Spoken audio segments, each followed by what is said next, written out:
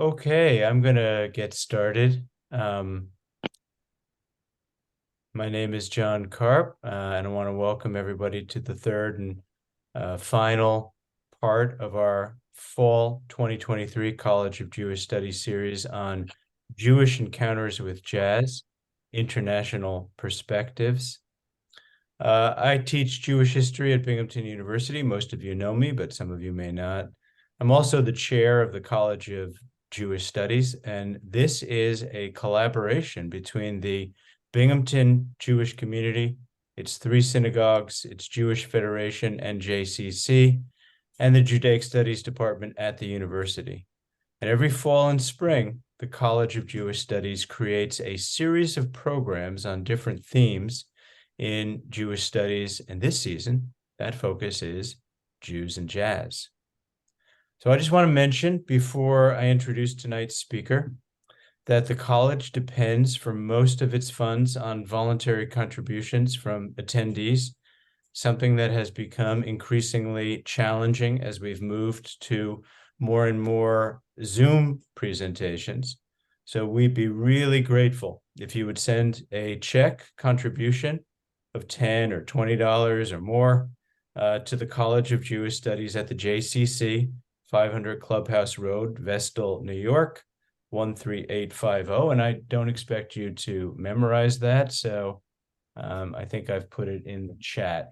Oh, there it is in the chat, and you can see the address. All right, last fall, we did a series on Jews and the war in Ukraine.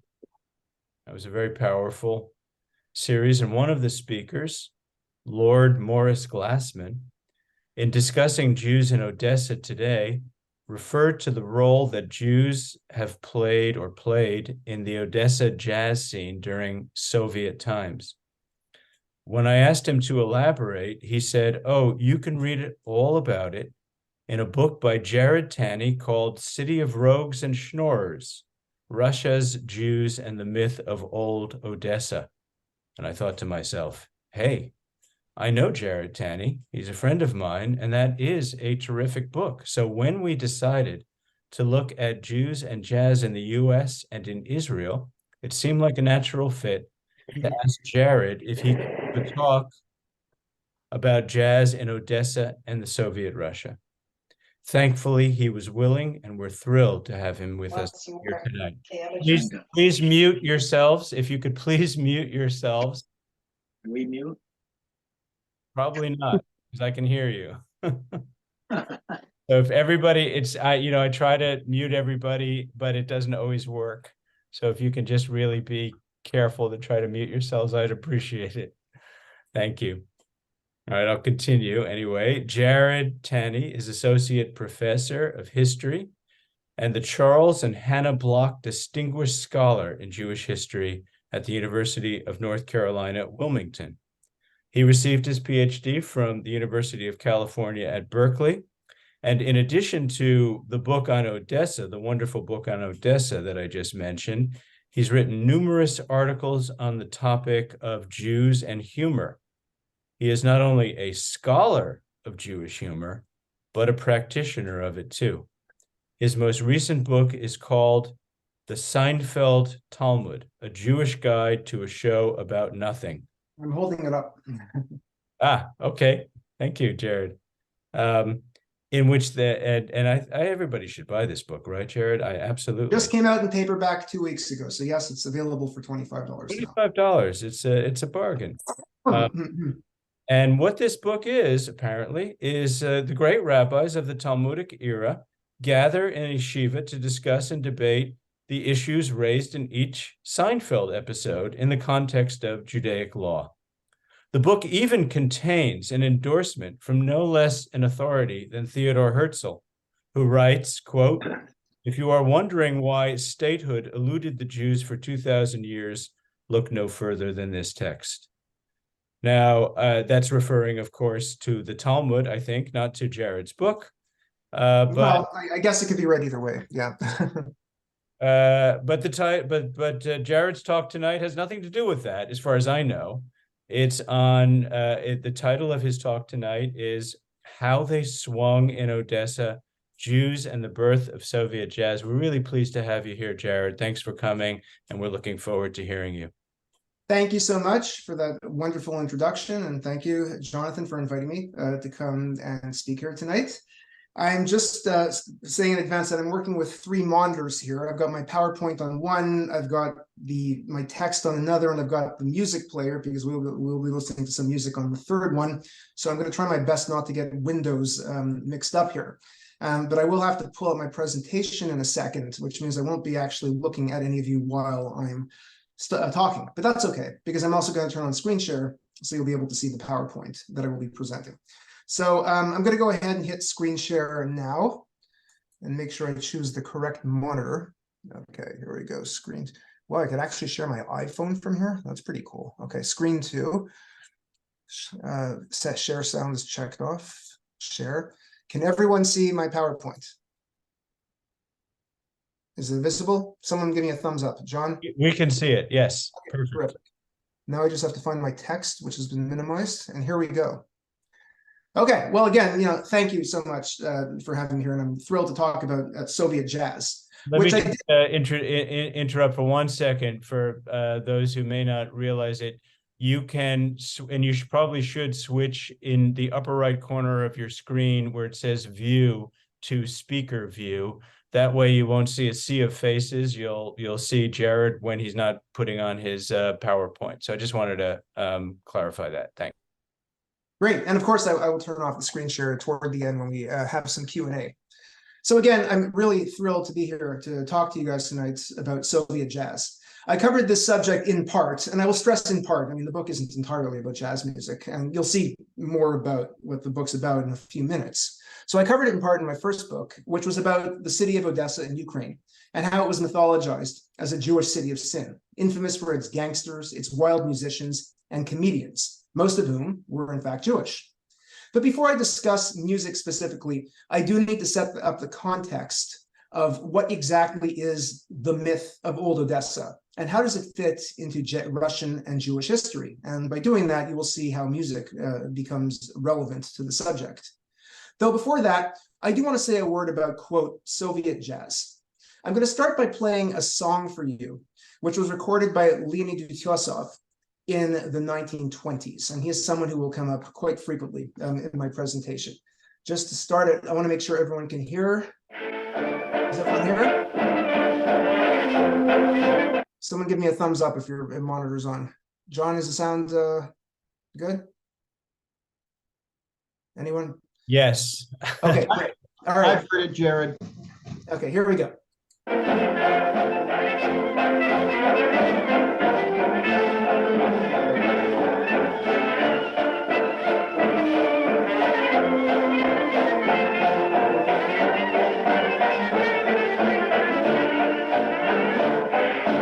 Девка письмана бежонит два урикана, бежали два урикана тайного любову, партнерской моей линии они остановились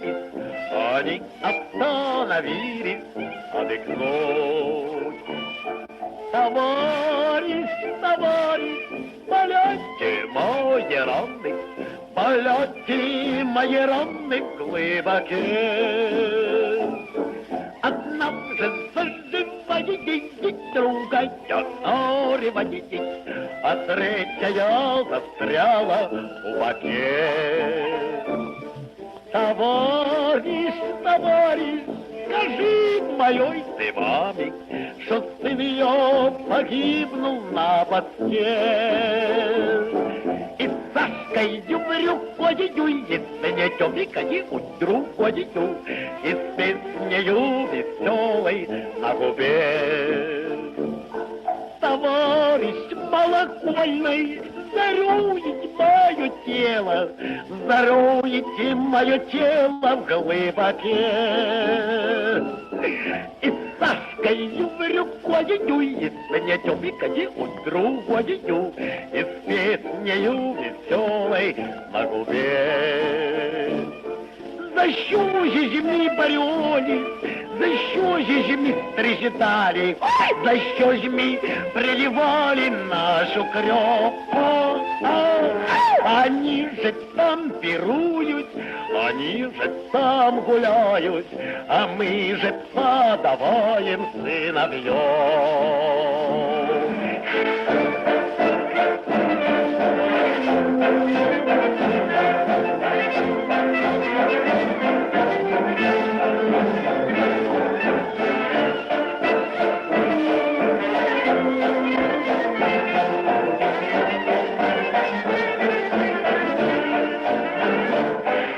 Ой, мама моя, мама.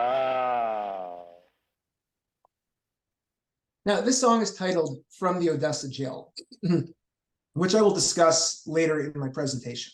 My rhetorical question for you starting out is, can we call this music jazz music? Now, I need to stress that I have zero training in music. I did try to play the soprano saxophone for a year, and I failed miserably. And I think my parents were thrilled when I gave it up. But nevertheless, I'm a huge music fan, jazz in particular. And I have thousands of albums and bootlegs, including, I think, every note that John Coltrane played between 1960 and 1965. That is during his classic quartet era. Now, that said, I think we need to let go of our assumptions of what jazz music is supposed to sound like. Indeed, if you listen to American jazz from 1920s Dixieland and compare it to Miles Davis's classic Bitches Brew, you probably wouldn't even consider them the same genre of music, but they are both considered jazz music. This is also true with the so-called Soviet jazz I will be discussing. It may not be exactly what you're expecting. My talk will, of course, not cover all of Soviet jazz, which in later years in the USSR was heavily influenced by American and European musicians. Instead, I'm going to focus on the Jewish roots of Soviet jazz, which was heavily influenced by traditional Jewish klezmer music and then came to life in the seedy bars and taverns of Odessa, a wild city filled with wild Jews. So let's talk about Odessa for a bit, beginning in pre-revolutionary times. And there is the cover of my first book and the map. Odessa is, as I argue in my book, a city with an infamous reputation. It has at times evoked rapture, wonder, laughter, and revulsion, but it has never evoked indifference. It has been depicted as a fantastic realm, a fabled land of gold, abundance, and sin, where the unlikely seems natural and the implausible is expected to happen. Odessa's history is encased in legends of its imagined gilded and wicked past, a body of folklore that has been compiled, enriched, embellished, and passed down for over 2 centuries. Old Odessa is Russia's great southern Babylon, and successive generations of mythmakers have commemorated it in literature, film, humor, and song. Old Odessa has been mythologized as a frontier seaport boomtown on the Black Sea, whose commercial prosperity, lax legislation, and balmy southern climate attracted legions of adventurers who were seeking easy wealth and earthly pleasures throughout the 19th and into the 20th century. It was a hub for contraband, prostitutes, and other commodities of sin, and the multi-ethnic settlers who came to Old Odessa were both entrepreneurial and dissolute. They lined their pockets with ill-begotten riches and then emptied their pockets in the pursuit of debauchery.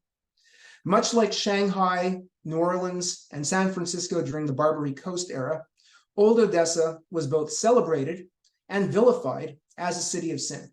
It was heaven for some, but for others it was hell on earth. Nevertheless, it was seen by everyone as a haven for smugglers, thieves, and pimps who boasted of their corruption through endless nights of disorder and revelry, through their humor and through their music. Old Odessa, however, is unique among her sister cities of sin because Old Odessa was what I have called in my book a Judeo-kleptocracy, and I will repeat that phrase, a Judeo-kleptocracy, a city overrun and governed by Jewish gangsters and swindlers. Rebellious Jews pursued their dreams of opulence and decadence in Odessa. They exhibited a passion uninhibited by the weight of a traditional Jewish culture, rooted in nonviolence and moral rectitude. Old Odessa was the Russian Jew's golden calf, gilded, wicked, and ostentatious in its hedonism. But Old Odessa's uniquely imagined Jewishness does not end with crime and debauchery, as Odessa is also depicted as a land of irony and music, where thieves induced laughter through their crooked and dissolute behavior. Odessa's Jewish criminals are notoriously funny and musical, but it was a brand of humor that was not native to Odessa, having been brought to the city from the Yiddish-speaking shtetls of Eastern Europe. Along with the Jews themselves, Jewish humor and music found a new home in Odessa, where it quickly became the dominant language for articulating the myth of old Odessa, the celebration of a pleasure-drenched seaside frontier town whose inhabitants were proud of their chiseling and their giddy merrymaking. This became the myth of old Odessa, imagined as a wild seaport that boasted of an improbable fusion of criminality, Jewishness, humor, and music.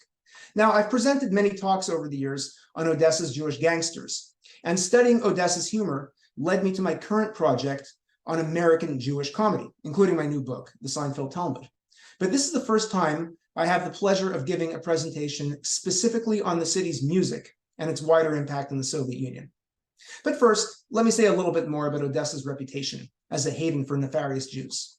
There was no other place in Tsarist Russia or the Soviet Union that was seen as so inseparably impish and Jewish. No other prominent Jewish community in the modern world was considered as sardonic and brazen in its dissipation. Such a combination of attributes ensured Odessa an enduring infamy, much to the delight of its admirers and much to the horror of its opponents, because an unconstrained city of Jewish rogues and merrymakers was both alluring and inherently dangerous. Old Odessa was a threat, as I argue in my book, because it empowered the Jew through his trickery and his irreverence. The city's inhabitants refused to take themselves seriously, and their lack of solemnity was key to the survival of their culture, their identity, and their collective memory. Now, Old Odessa is often called a Jewish city, and as with the many other cities that have been noted for their Jewish character, the term is used with admiration and contempt, depending on one's perspective. We all know that urban Jews have often had an impact that has far outweighed their share of the total population. But in many of these cities that were branded as Jewish, their demographic presence alone frequently warranted such a designation. At the turn of the 20th century, most of these cities could be found in the Russian Empire, as nearly half of the world's 10 million Jews were concentrated in Russia's Pale of Settlement. And I could list off all these cities like Minsk, Vilnius, Warsaw, and of course, Odessa. Quote, "If you live in New York, you're Jewish, even if you're Catholic," wrote Lenny Bruce in his memoirs. A complimentary witticism, different in intent, but not in essence, from Jesse Jackson, famously branding New York as Hymietown. And much as 20th century New York was admired by some and despised by others, Odessa was seen as paradise and hell, El Dorado and Gomorrah, exciting, disorderly, and corrupt. By the last decade of the 19th century, the Jewish share of the population had risen to 1/3, making the Jews the most numerous ethno-religious community in Odessa after the Russians. And much as New York English was infused with Yiddish words and inflections, so was the Russian spoken on Odessa's streets. And decadence and immorality manifested itself in Odessa through a rampant quest for earthly gratification. One observer in the 19th century noted, and I quote, "Odessa has a reputation for being a very fast city, one of the most immoral communities in Europe, and the young Russians are given to gambling and dissipation of all kinds. At nights, the streets are brilliantly lighted and are crowded with promenaders of both sexes. All night, the air is filled with music and laughter, and pleasure seekers turn night into day." A similar scene is described in a novel by the great Yiddish writer, I imagine some of you have heard of, Mendele Mocher Sporim, in his book Fishka the Lame, whose protagonist travels to Odessa and is astonished and is really not happy by the Jews he encounters. Quote, "There is always excitement in Odessa. Something is always happening. The air whistles and screeches. Walk by a tavern, and there's always a drunkard at the open door, groaning and singing Pretty Maiden. That's a song of theirs. Across the table from him sit happy, tipsy Jews singing psalms and prayers to merry marching tunes." Another Russian writer who traveled to Odessa in 1912, not Jewish, describes how a so-called workday unfolds in the city of sin. And I'm picking this up halfway through his description. The writer notes that by 12 o'clock noon, while other cities are immersed in work at a feverish pitch, Odessans have called it quits. At noon, to the delight of all, music begins to thunder in the restaurants, with joyful singing emanating from within. And Odessans, believing in all sincerity that their workday has ended, set out to the restaurants in droves. There is no better city for sluggards than Odessa. Well, as you can see, where there was crime, sex, and intoxication, there was also music. And it was not the mellifluous sounds of the Italian opera, though of course that could be found in Odessa too, but it was the spontaneous wailing of the Jewish klezmer musician, whose melodies filled the city's sleazy bars. Now, klezmer music, for those of you who don't know it, and I imagine most of you do, is traditional improvised Jewish music that was popular in Eastern Europe from the late Middle Ages into the modern era. And it's going through a renaissance now. It's incredibly popular today in the United States. Music scholar Hankus Netsky writes, and I quote, "The southern area of the Pale of Settlements were to klezmer almost as New Orleans was to American jazz." The Jewish authorities looked down upon klezmer musicians, regarding them with contempt. Traditional Judaism only allowed for music to be played at weddings and a handful of other celebratory occasions. That's a very complex topic in and of itself, but they were looked down upon. This often led to performers to live as vagabonds on the margins of society, playing for non-Jews for a pittance in brothels, inns, and taverns scattered throughout the region. Odessa, given its wild reputation, was a logical place for them to find work. The Russian author Alexander Kuprin, and I have his name up on my slide, who was not Jewish, mythologized the Jewish musician and his celebrated place in Odessa in a story titled Gambrinus, which takes place in the early 20th century. It's really a great story, and it's been translated into English. I highly recommend it. It is a humorous tale about a fiddler named Sasha, or Sashka, who, and I quote, enjoyed greater reverence and celebrity than, say, the local archbishop or governor, playing to the delight of swashbuckling sailors and thieves in a seedy underground tavern, which was called Gambrinus, hence the name of the story.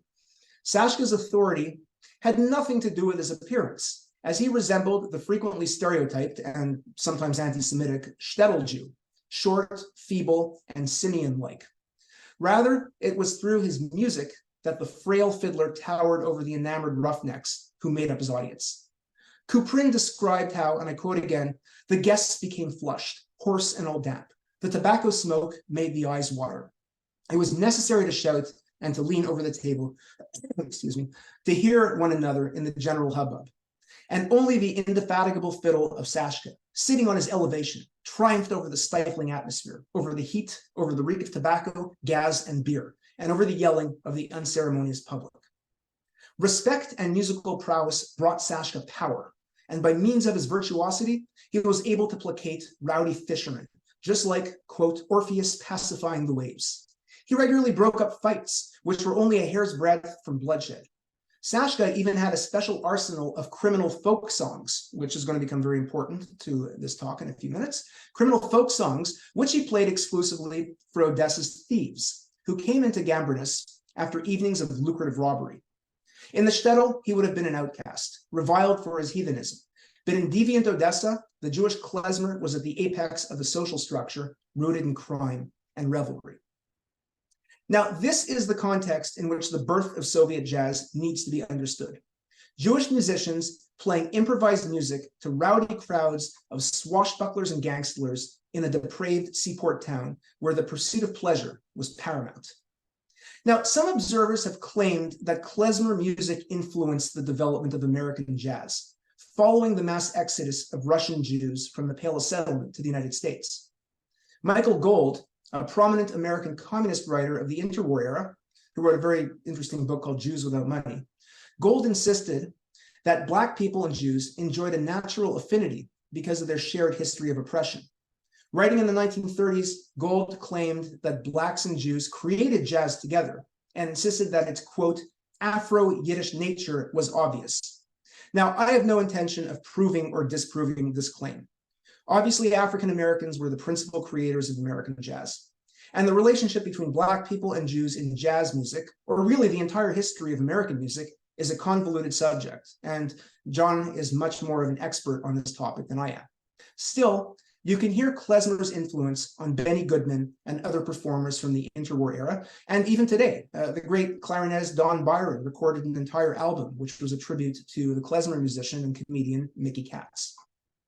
So what is far more important for our story is the influence of klezmer on Soviet jazz. Jewish musicians in the Soviet Union filled a vacuum a cultural space that was dominated by African Americans on the other side of the ocean. And Odessa, much like New Orleans, served as the most important site of this music's creation. The most important person for our story is a man named Lazar Weissbein, better known as Leonid Utyosov, pictured over here in my slide. Weissbein changed his name as so many other Jews did back in those days, both over there and over here. Utyosov was born in Odessa in 1895, which means he reached adulthood just as the Russian Empire was collapsing through 7 years of war and violent revolution. Like a true Odessan, Utyosov thrived in combining comedy, music, and endless boastings of his close connections to the Jewish underworld. He claimed to have been a very close friend of Mishka Yaponchik, Mike the Jap, the Jewish thug who served as the prototype for Isaac Babel's celebrated gangster king of Odessa, Benya Creek. His career began during the chaos of the revolution, when Utyosov went up on stage and acted out the sensationalist stories from the local newspapers in a humorous fashion, sort of anticipating the edgy stand-up comedy Mort Saul and Lenny Bruce would bring to American audiences in the late 1950s. During the Soviet era, Utyosov went on to star in a handful of films that transformed him into a national celebrity, most notably the 1934 musical comedy, The Jolly Fellows. It was said that after Stalin, he had the most recognizable face in the USSR. And from what I understand, he was considered much better looking than Stalin. I will let you be the judge of that. But music ultimately was Utyosov's true love. In his memoirs, recalling his childhood, Utyosov describes, and I quote, how on my way to school, I would stop at the apartment of Gershberg, a fiddler, spending hours listening to his remarkable playing. It stirred something in me, giving me no rest. In the end, I begged my parents for permission to take up the violin. Given that the fiddler's name was Gershberg, or Hirschberg in Yiddish, Russian doesn't have an H, it is reasonable to assume that he was Jewish and that the music he was playing on his violin was klezmer in origin.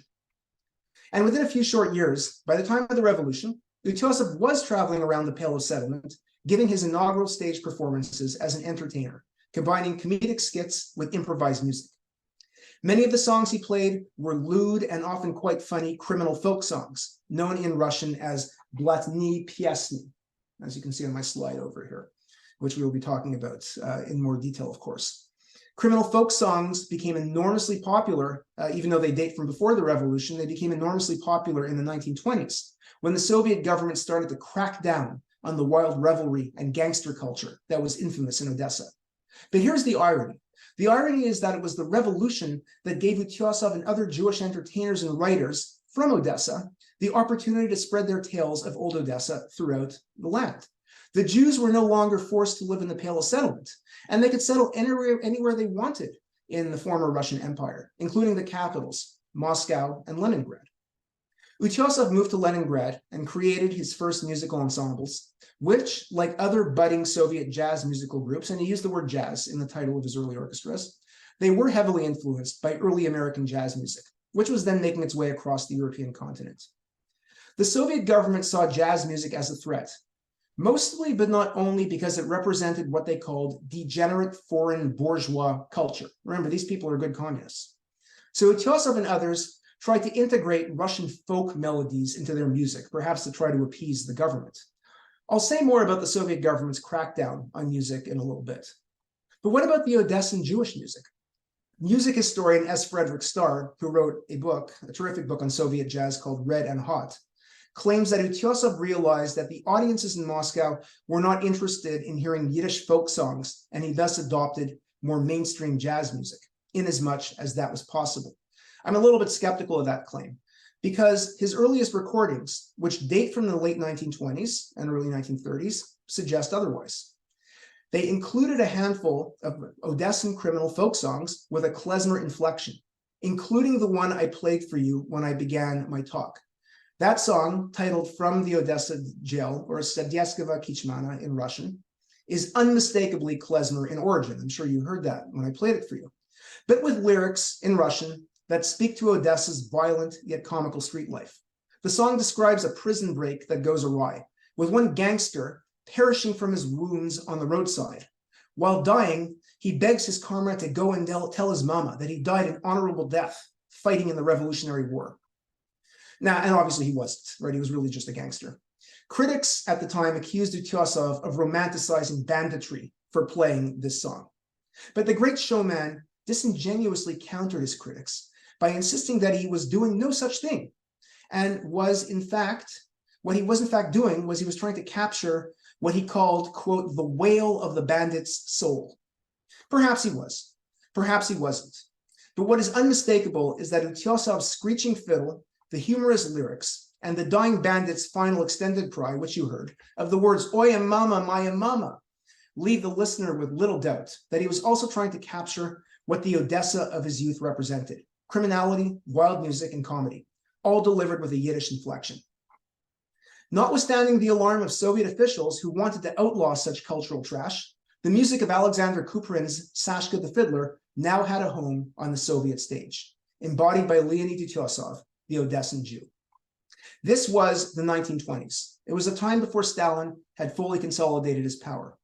It was the era known as NEP, or the New Economic Policy. It was a time when the state stopped trying to build socialism. They needed to catch their breath after the violence and exhaustion from the Civil War. And based on the numerous memoirs and newspaper clippings from the era, which I read during my research trip to Odessa, it was clear that the pre-revolutionary sinful culture of Odessa was still flourishing on the city streets. Only now, Leonid Utyosov was bringing it to the Soviet stage. Just like the Odessa of pre-Soviet times, the Odessa of the 1920s was a duality of sorts: wild merriment and opulence, coupled with poverty and street crime. And this duality is reflected in many of the street songs that date from this era.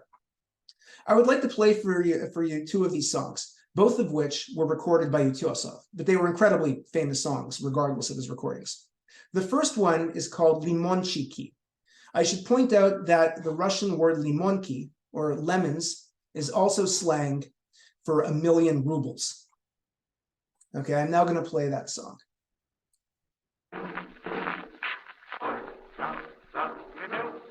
Играли трубачи, веселый город, загремели барабаны.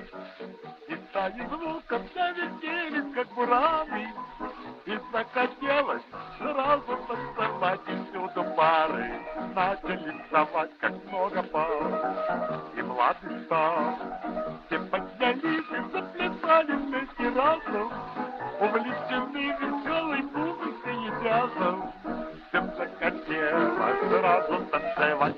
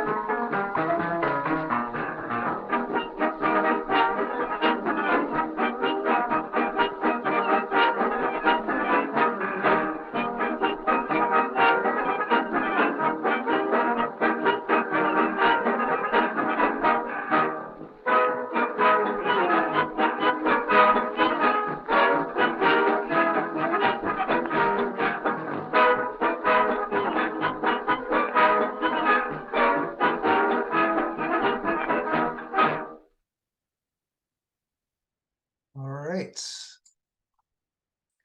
Now, this song, which expresses the quest for pleasure in Odessa, has a very strong jazz feel to it, as I'm sure you've noticed, but you can still hear the elements of klezmer in it. They're actually much more prominent than I realized for the first few times that I listened to it. In fact, I did a quick search on Apple Music and found maybe a half a dozen or so klezmer bands which have recorded their own versions of this song. So you see a lot of cross-fertilization here. Now I would like to play for you a song called Bublichki, which translates to bagels. I don't think I need to explain why this is a Jewish title.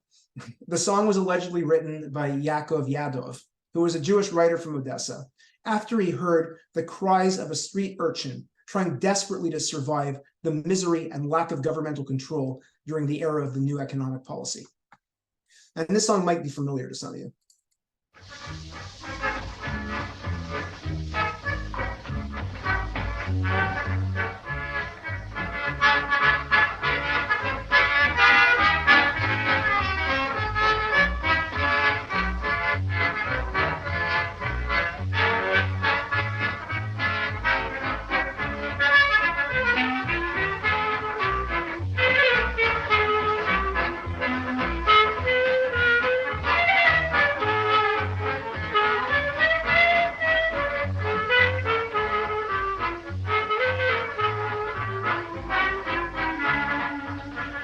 Надвигается, фонарь качается, Мильтон ругается в ночную тьму. А я немытая, плащом покрытая, всеми забытая здесь на углу. Купите ж бублички, горячие бублички, гоните рублички сюда скорей. И в ночь ненастную, меня несчастную, торговку частную ты пожалей.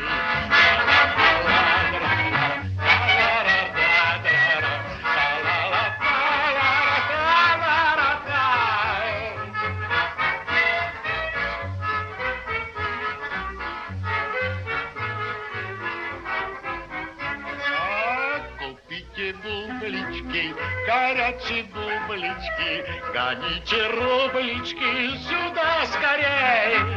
И в ночь ненастную, меня несчастную, торговку частную ты пожалей.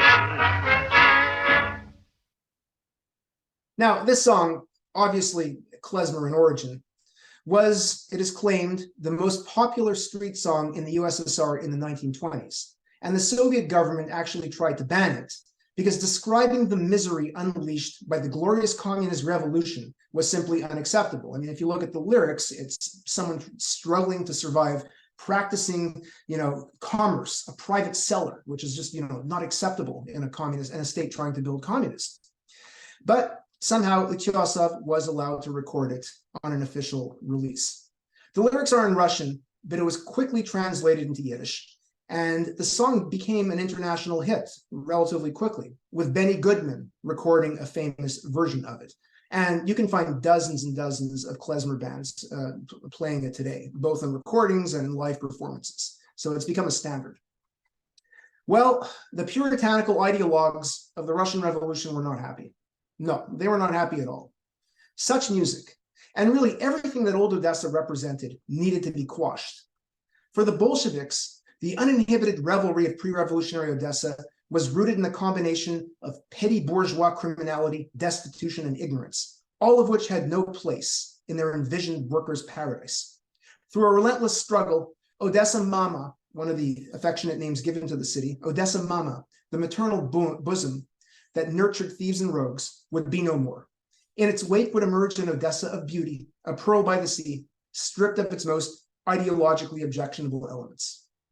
Now, really, there is hardly anything unique about a government that wants to harness its resources to combat crime and violence, particularly after a period of war and the total collapse of state institutions.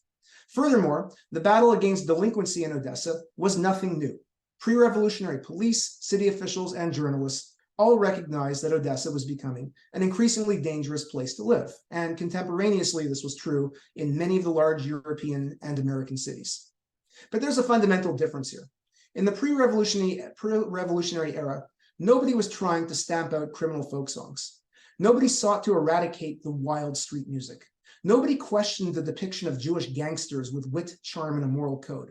This all changed under Bolshevik rule, as their assault against Old Odessa was ideologically driven.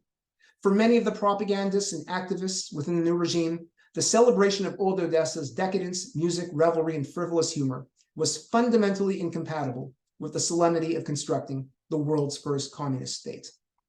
And in Odessa, the local press relentlessly condemned this remnant of a past that needed to be forgotten. Let me quote from some of these articles from the mid-1920s, which I read during my research trip. Quote, "By day, they feed the city inexpensive meals, but at night, when the dusty chandeliers burn brightly, the sounds of evil foxtrots fill the air."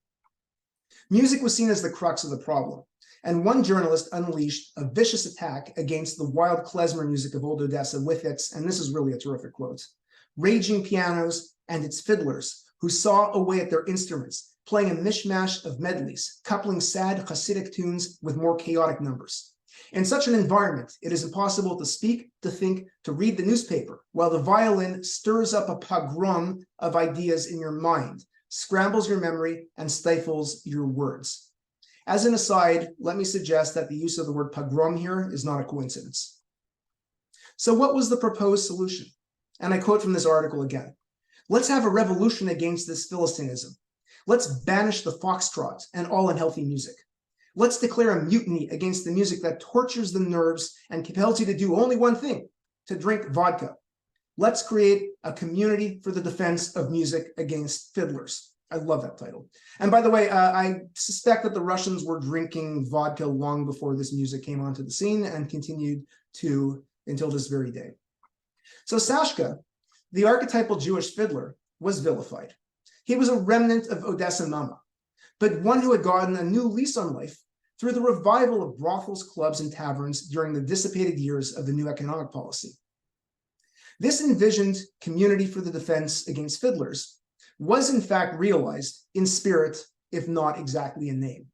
These people, and they work for the government, call themselves the Russian Association of Proletarian Musicians, and they militantly promoted what they called the class struggle in Soviet music, seeking to liquidate all traces of bourgeois decadence from NEP-era culture. Proclaiming that, quote, "music can be a weapon in the hands of the enemy," the association condemned, in the name of the working class, this, and I quote again, "pornographic, stupefying street music, which was being disseminated on records and on the radio." Now, their attack was not specifically against Old Odessa, but against the evils of the 1920s, musical culture, including gypsy romances, criminal folk songs, foxtrots, and jazz. And the most popular practitioner of this genre was, of course, Leonid Utyosov, an Odessan by birth, demeanor, reputation, and performance. So the 1930s marked a turning point in Soviet history. Stalin finally consolidated his power and implemented his violent, oppressive revolution across the board to the peasants, to the working class, any of the remaining elite from the old regime, they were all rounded up and done away with. The tightening of the state on every facet of society meant that there were now severe constraints imposed on the literature that could be published, the movies that could be filmed, and the music that could be recorded and played in public spaces, because it is all about cultural control too. Leonid Utyosov was remarkably not purged, unlike his fellow Odessan, Isaac Babel, who was arrested and shot, or died on the way to the Gulag. He remained in the regime's good graces, but he no longer recorded Odessan street songs. His officially sanctioned music was now mostly made up of schmaltzy, watered-down jazz that would probably have made Lawrence Welk quite happy. I need to stress, though, that this was not an attack on Jewish culture specifically. And in the 1930s, Utyosov did continue to record songs with a Yiddish inflection, but the fiddles were far from frenzied, and the lyrics did not evoke the criminality of his youth. In fact, he has one about Tevye trying to marry off his daughters from the Tevye stories. Obviously, this is before Fiddler on the Roof came out. But alas, if you know Soviet history, then you know that things were going to get worse for the Jews. After World War II, Stalin launched a massive anti-Semitic campaign, which resulted in the arrest of all the leading Jewish cultural producers. In 1949, virtually every Yiddish poet was arrested and shot. It was even said that Stalin was planning a colossal campaign of anti-Semitic terror, including mass deportations to the Gulag, that was only halted because of his death in 1953. Soviet Jewish culture never fully recovered from this attack.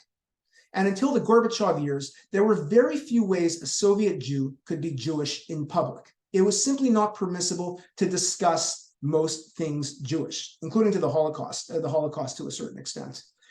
So this is not the anti-Semitism of the Nazis, where there's public declarations against Jews in every street corner before the Holocaust took place.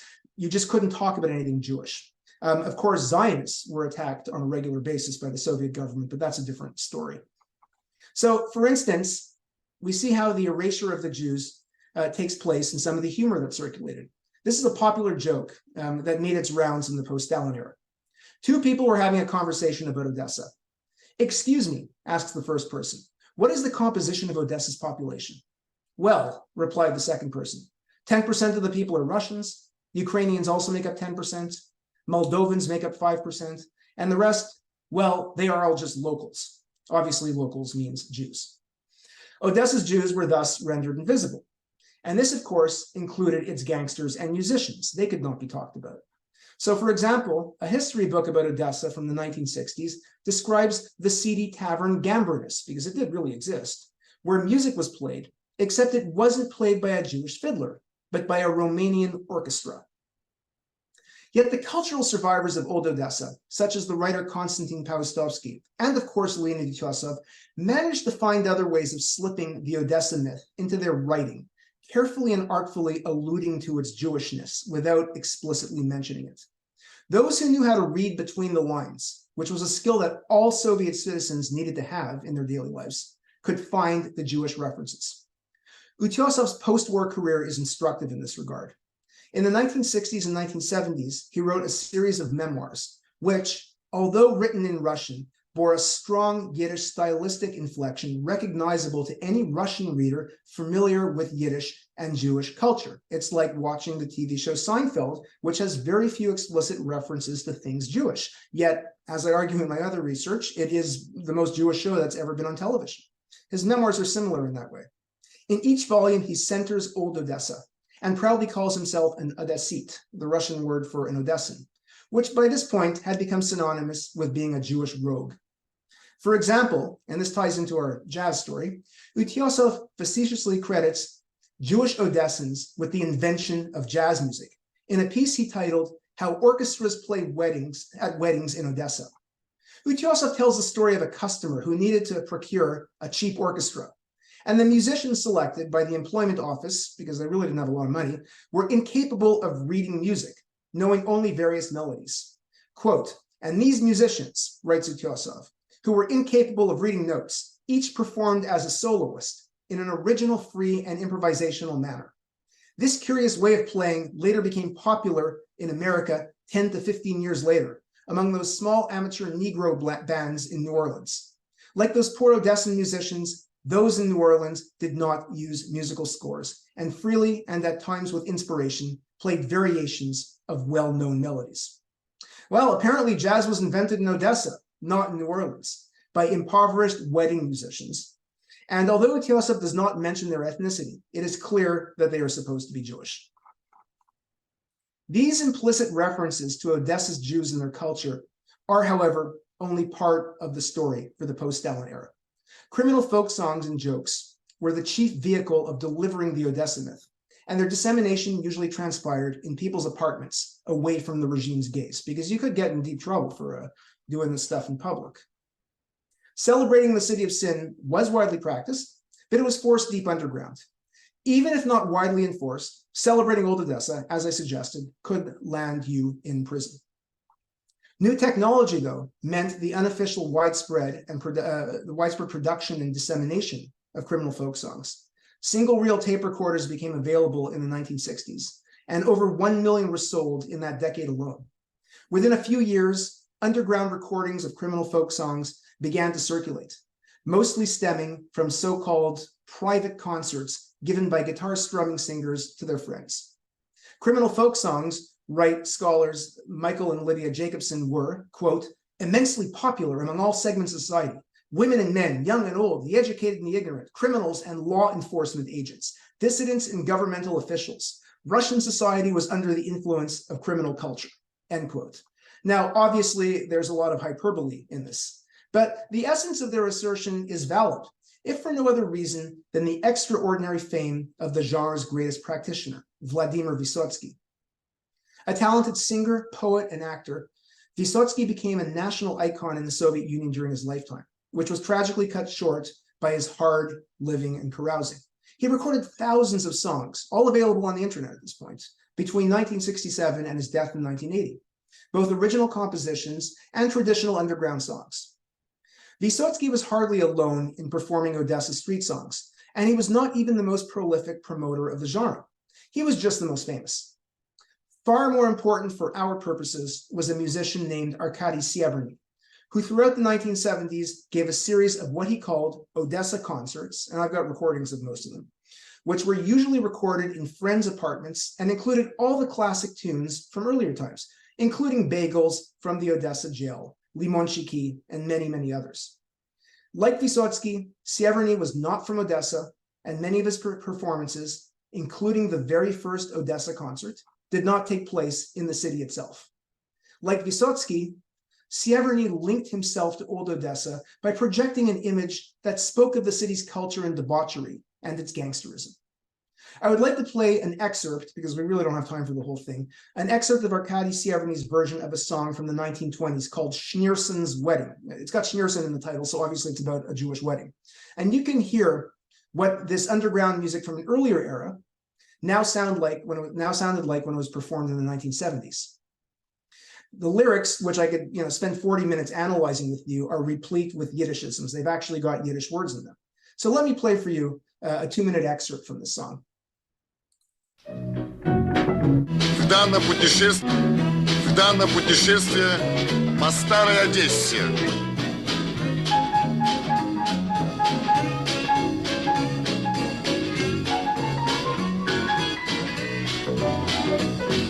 Ужасно шумно в доме шмей зона. Как ты заходишь, так прямо к пене в дом. Ой, там женят сына Соломона, который служит субтромбон. Его невеста Сонька с финотдела, вся разодета в пух и прах. Фату мешковую надела и деревяшки на ногах. И вот на стол подали 3 графина, один себе с лимонной кислотой, другой с раствором сахарина, а третий сам себе пустой. Было их 4 брата вместе, Насума, Лёва, Хайм и Абрам. Оставила мамаша им наследство, а папа взял и умер сам.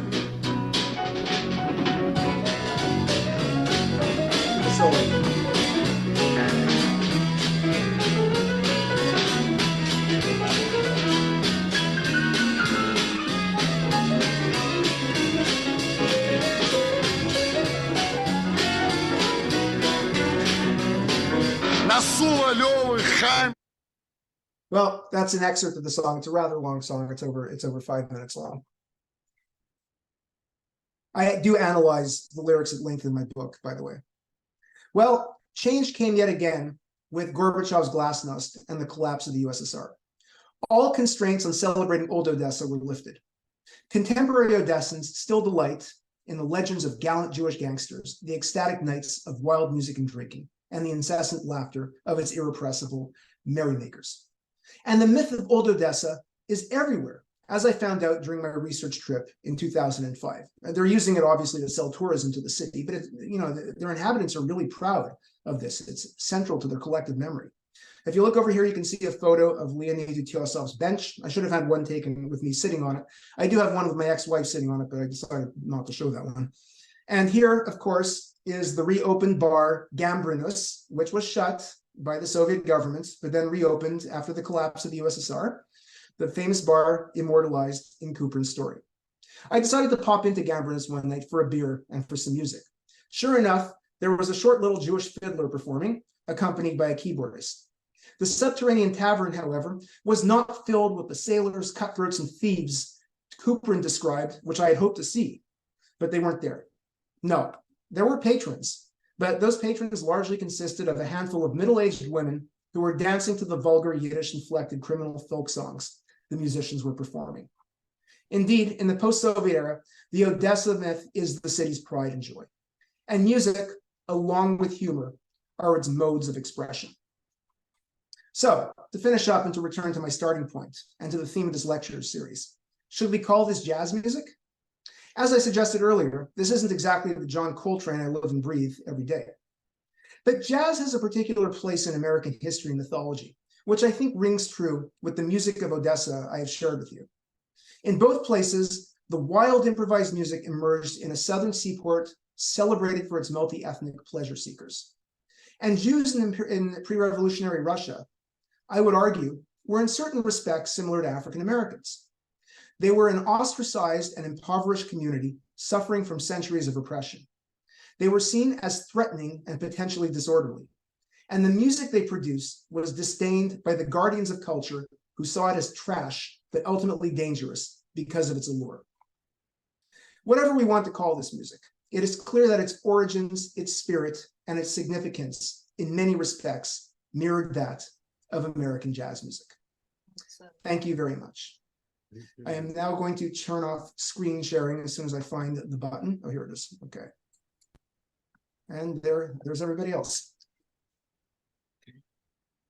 And I'm happy to take questions. John, are you going to moderate, or do you want me to just look for hands? Yeah, you can just pick out hands. Hope people will have questions and comments. Let me just say that was terrific, Jared. Thank you so much. It's really entertaining and enlightening, and enjoyable tremendously. Thanks. Yeah, I had a lot of fun writing that book. Not living in Ukraine doing research, but actually writing the book. Are there any comments, questions for Jared? Where's the hand? I don't see the hand. Okay, or just, you can turn Yeah, Olga. Oh, yeah, Let me say okay. a few words. All right. Okay. Well, let's see. Well, Okay, I think, excuse me, that's, I think, for me. Yes, Olga.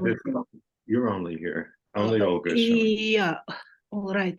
I'm trying to turn on the video, and I have to say that what you see under my name is actually my husband, Martin Schwartz, who also want to say something, but since you called my name first, maybe I can comment. I'm an academic and a philosopher, a phenomenologist, professional researcher who was in the United States for 30 years. My ancestry is from Odessa. I am of Jewish descent. And, I very much appreciated the talk, but at the same time, there is a certain bend on the interpretation, which I don't think it's the fault of the speaker, because I see it in many interpretations of the Soviet Russia and Soviet Jewish culture. I grew up as a Jew in St. Petersburg, and my ancestors come from Odessa and southern Russia, also from Belarus. And the songs in the 1970s, 1980s, the songs were, these Jewish songs, the culture, the Odessa milieu was very well known to Russian intelligentsia. It was considered to be something with which people relax, become joyful, it's humor, It's not to say that Russia wasn't, Soviet Russia wasn't anti-Semitic, but For example, if I mention Alexander Rosenbaum, who started singing Odessa songs in the 1970s, there is a certain existential dimension which doesn't denigrate Jews, but on the contrary highlights the highest human spirit and also brings in humor. So researchers who work with this culture are in a very difficult position because there is a certain narrative which gets connected with the current political events, which in certain way shapes the interpretation. For example, when in the 1920s, the songs, Odessa songs were, like, I forgot the one that the researcher showed up. My point is that it's a very difficult area of research, and it's very often possible to misinterpret the attitudes of the Soviet power towards this particular subculture. It wasn't that straightforward. It wasn't prohibited in the way it was presented, and you are dealing with a very compartmentalized society, which is difficult to speak about socially. Yeah. So, Sorry. Okay. can I respond to that? Well, yeah, obviously it is very complicated, and you mentioned Rosenbaum, and I will point out that Utyosa was able to record those songs in the late 1920s and 1930s, and he never got purged. And it had to do with the protection he had from the regime. Lazar Kaganovich was apparently a big fan of his, and Utyosa allegedly gave a concert for Stalin in the, even I think it was in the 1940s, playing criminal folk songs privately for Stalin, Kaganovich, and a few other people. So it does depend on whom we are talking about. But someone like Arkady Severny, I mean, he couldn't, go and rent out the Bolshoi Theater and start performing that music. That was just something that was not an option. So Odessa, I'm not just talking about Odessa, but Jewish culture in the post-Soviet period was, very much, constrained in terms of what could be officially published. Remember, the state had a monopoly on book publication and on recordings. Now, obviously, the stuff that Severny and Vysotsky were doing, obviously the government knew about it and they were allowed to do it. They never had their apartment busted into and they weren't arrested. I mean, it wasn't the Stalin era anymore. But you weren't allowed to talk about things Jewish in public in the way that you were in the 1920s and 1930s, where you can read the press, and Jewish subjects, sometimes very highly critical of traditional Jewish stuff, were regularly featured. And I went through Odessa's newspapers, thoroughly from the 50s through the 80s. Sorry. Yeah, my husband is telling me to let go, but my father was a singer, and we often had musical gatherings at home. You have to make a distinction between the Jewish culture of the Soviet period, which was talked about, and the way this culture is studied and presented in the United States as the Yiddish-speaking culture. Few are different things, and that affected the interpretation of music. All right. Well, if I may, I wasn't talking about what was going on in the United States. I did my research in the former Soviet Union. I read all the sources in Russian and the Yiddish ones that were available. Obviously, the myth of Odessa was in the US too, because of emigres who settled in Brighton Beach. So I don't think I suggested at any point, though, that what I presented tonight had a monopoly on what Jewish culture was in the Soviet Union. I was talking about a particular genre that came out of the city of Odessa.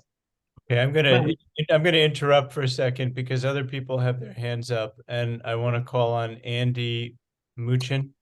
Hope I'm getting your name right, Andy. Pretty close. Mushin, we pronounce it, Okay. but they pronounced it Mushkin in the old country. So, first of all, this was fascinating. I didn't know much about the Odessa crime song genre. Of all the music we heard, I thought that Arkady Severny's Schneerson's Wedding was the jazziest sounding. Mm-hmm. Was that typical of his kind of music?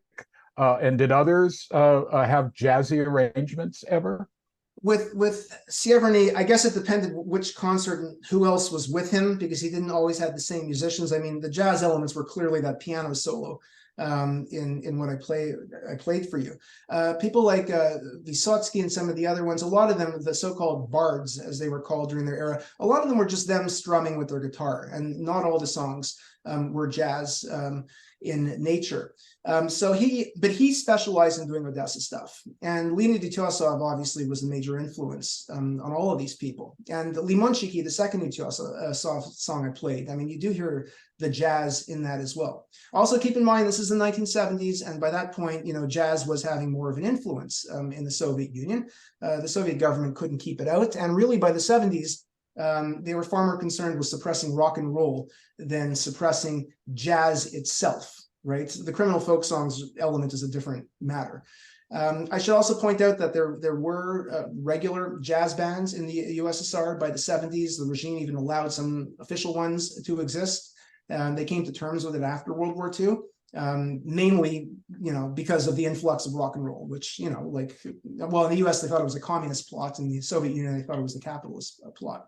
So there is a lot of Soviet jazz music, and it does intersect with Odessa, with certain people like Arkady Severny. He's not the only one, but he's one of the few who we actually have recordings of. Remember, I mean, you know, it was a matter of recording this stuff. It was very difficult in this time period, and it had to be copied and circulated. It was amazing though. Today I was able, you know, when in 2005, I was able to walk down the street and, you know, buy a CD of all his recordings, an MP3 CD of all his Odessa concerts, you know, right at the corner. So there is a great website up there. Just Google Vysotsky and Severny, it'll come up, and it has all their songs up there. I can't remember what their website's called, but it has Utyosov, it has Vysotsky, it has Severny, and you can browse through their entire catalogs. Though not everything is up there. That Schneerson's Wedding I played for you is not on Severny's site. I had that on the CD that I acquired. Does that answer your question? If I could I just, one really quick question? So Sure. I just looked in my iTunes while you were speaking, and Leonid thank you. Yeah. Had a band called the Tea Jazz Orchestra. So he was publicly known as a jazz musician, apparently. Absolutely. Which doesn't mean the music he was playing was necessarily like hardcore, you know, jazz. Yeah. His first group that he founded in Leningrad when he settled there did have the word jazz in its title. In the 1920s, you know, the government was really, you know, hands off in many respects because of the new economic policy. But what's important here is that Utyosov was able to record this stuff officially. I mean, to get time in a recording studio and have your music published and played on the radio is very different from, you know, sitting in the streets or in your apartment and doing it, given the government's monopoly on these things. So yeah, you know, he used the moniker jazz, though his music wasn't always the jazz that we would expect. There were other jazz musicians, Jewish jazz musicians, who came from southern Russia, not necessarily Odessa, but in the area, in that area, like Alexander Tzfasman, also a very famous jazz musician. He played certainly what we would consider to be more traditional, you know, American jazz. He was also immensely popular, not as popular as Utyosov, but yeah, he wrote a lot of the more official sounding songs. I forget what the word is in the Russian that they used. Very popular. He had a whole gangster ethic to him as well. Apparently, one day he was being harassed by a cop, and he actually punched the cop out. And the next day, an entire bottle of really high-priced Georgian wine showed up at his doorstep. I mean, again, I don't know if the story is apocryphal or not. Eddie Rosener, who was a Polish Jewish jazz musician, who I was just discussing with John earlier this week. He came originally from Berlin. He came to Poland and then crossed into the USSR. And while crossing the border, one of the borders, he was harassed by this mob of Polish hooligans, and he beat them all up. So the story goes, right? So the jazz gangster culture was very much linked together. He, you know, was famous during World War II because Stalin allowed space for Jewish culture and whatever at that point because he needed to drum up patriotism. But sure enough, after the war, he was thrown in the gulag, as they did with anyone who was, you know, quote, contaminated near the border, like people like Alexander Solzhenitsyn. And he spent time in the gulag. He apparently played jazz in the gulag and then was eventually let out. And you could watch his recording of St. Louis Blues online. It sounds like, you know, traditional 20s, 30s jazz. I think Martin Schwartz has been waiting to speak. So if you're still there, Martin, here's your chance. No? Can you hear me now? Yes. Yes. Okay, good. I'll try to be brief. With regard to Utyosov, you know, I have seen sheet music of Sholem Aleichem in Yiddish by Utyosov. It's online somewhere. I was quite surprised by it. By the way, with regard to Bublitsky, I'm not sure I would call it clearly of klezmer origin.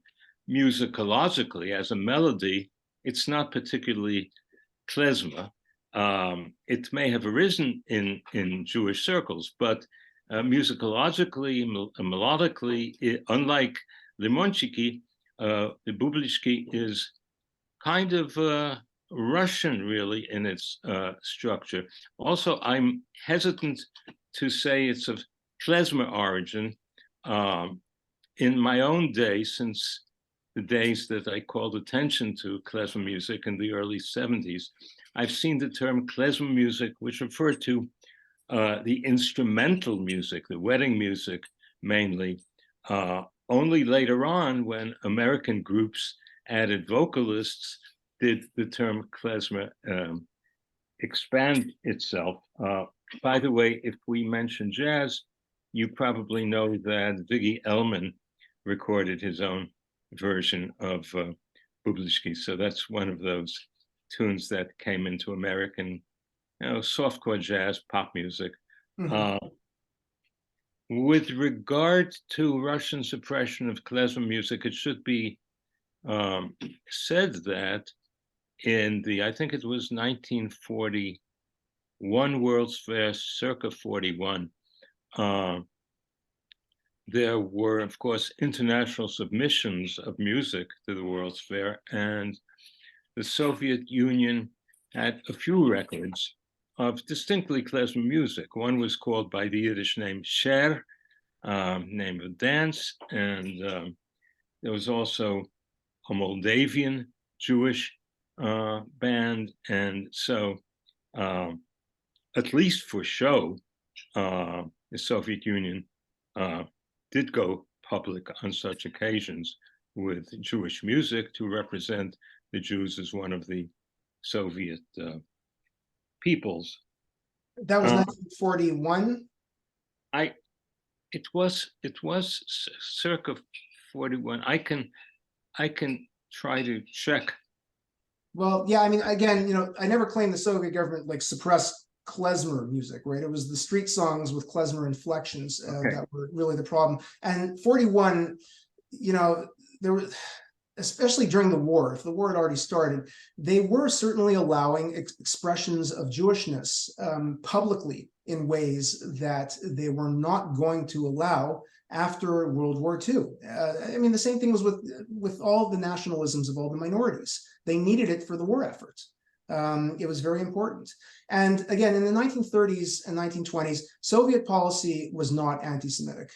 They had Stalin's Great Terror was not driven by anti-Semitism, as a lot of scholars or a lot of people like to claim, because a disproportionate number of Jews were arrested and shot. The issue was that there were a disproportionate number of Jews who were in the political and cultural elite at the time.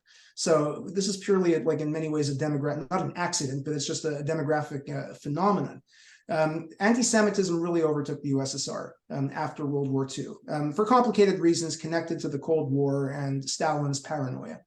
And the issue in the 30s was more the whole Odessa myth and the ethos, and that needed to be suppressed. I mean, Isaac Babel's books ceased to be published during that period. And of course, he was eventually arrested and shot. So in terms of the song having a klezmer feel to me, I mean, again, I'm not trained in music, but it doesn't sound Russian to me. To me, if anything, I mean, I know klezmer music is very much connected to Romanian and Southeastern European music. So to me, it sounds like music that came out of that region, which is klezmer to a large extent, as well as Romanian. And what's influencing what, of course, is a complicated question that goes back many hundreds of years. Okay, well, I won't just spend time debating on that. I have one quick question. You mentioned that Jewish bands were presented as Romanian music. That trope of klezmer music as Romanian music is actually goes back to the Tsarist period, in which case, because there was a certain cachet, a certain popularity among Jews associated with Jewish Romanian music, bands called themselves, there's famous Belf, Orchestra Belfi, Belfa, which calls itself Romanian. Apparently they were not Romanian. The court is perhaps still out on that, but it seems that they weren't. Oh, that's interesting. Yeah. They used the issue here, though. I mean, I don't know if the author of that history book really would have known that. The issue was they couldn't mention anything Jewish in the book. So they attributed it to a Romanian band. I read other things where they attributed things that were Jewish to Georgians or to Greeks, right? They would pick other nationalities as stand-ins. In around 1986-87, a director, I forget which one, was given permission to film Babel's stories. The movie eventually came out, but this was the early days of the Gorbachev era, and the people above him called him up and said, yeah, the problem is you can't have Jewish characters in Odessa stories. He said, well, what do you want me to make them? He said, make them Moldovan. The region of Odessa they were from is the Moldavanka, and the name derives from Moldova. Nobody will know the difference. And the guy said, are you crazy? You want me to make Isaac Babel's story about Moldovans? Anyway, eventually it took several years, but it came out. Whether that's apocryphal, I don't know, but I read it in someone's memoirs. But yeah, they had to substitute, the Jews with other nationalities because you couldn't discuss Jewish gangsters in history books published in the 60s and 70s. Okay, I just want to thank you. My pleasure. For your presentation. Lots of interesting stuff. My wife has some dissents, but perhaps other people should speak. I think we're going to have to adjourn. We're kind of reaching that point where we're running out of time. I just want to thank again Jared Tanney, Professor Tanney, for a marvelous, entertaining talk. I love the music too, I have to say. It was just a pleasure to listen to. And we had a surprise, unusually learned discussion. Not that we don't have learned people in our audiences at all times, but this was uniquely erudite, and I appreciate the comments and the contributions of our guests in the audience. So thank you for coming. Please consider a contribution as well. I hope you will. Oh, it's a clapping sound. Okay, that's right. One of the deficiencies of Zoom is that we can't really hear the audience clapping and laughing, but you can sense it, Jared. And I don't get taken out for a fancy meal afterwards. That's the tragedy. That's right. That's true. All right. Good night, everybody. Thanks again for coming. Thank you so much.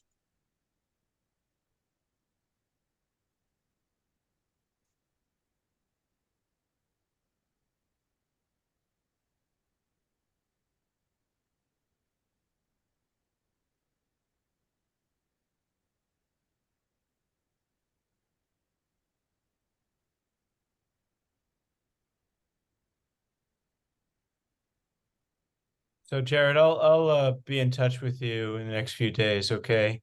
Okay. Sure. But again, that was heartfelt. What I said, it was terrific. It was really good. Appreciate the time you put into it. The precision of the talk. It really was disciplined, and it made it sail along, and it was very well written, and